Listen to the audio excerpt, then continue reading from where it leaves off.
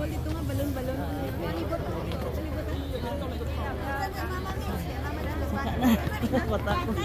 Sumababot na kayo. Okay, lakat na. 1, 2, 3, go!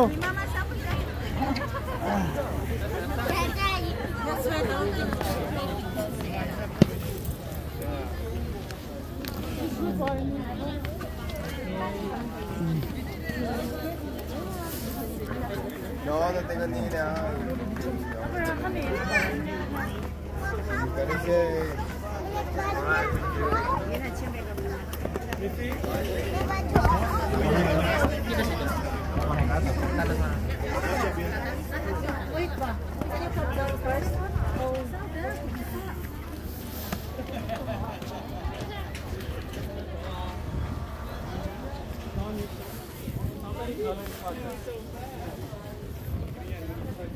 He's the best. Wow, so fast. Yeah, because of the wind.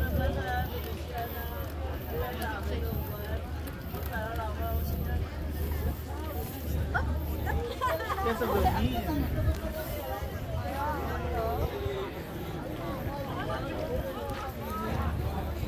Buddha. Ayan. Panginoon daw yan eh. Hindi ko na alam. Kasi naisabi na yan sa Holy Bible kasi. Maraming naobserbahan ang God na ang tao talaga na maghiwalay sa kanya. Kaya ang daming pinanganak, kanya-kanya eh. Kanya-kanyang talino. So wala tayong magawa yan. Hiwalay tayo eh. Siguro itong Buddha na ito may tiyupan din. Hindi ko alam kung ano klaseng tiyupan eh. Ha? Pero all in all, nice walking God na talagang may maglabas na mga ganyan. Kaya nagpadala siya ng flood. Tawag din. Nilunod niya lahat nakatira sa mundo. Nilunod ng God ang buong mundo. So ang natira noon si Noah at nagka-multiply at lumabas si Abraham. Oh yan. Na ano na yan? Naisulat na yan sa Holy Bible na nagalit ang God.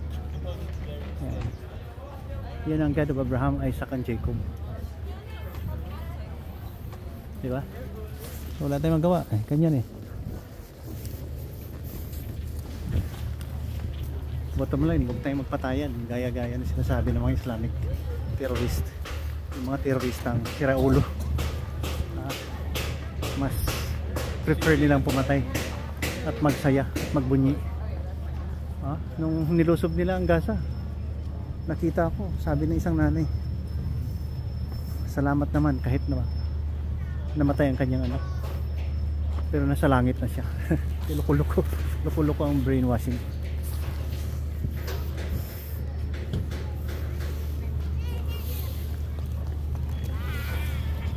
Kahit saan ako magpunta, ganun. Yan.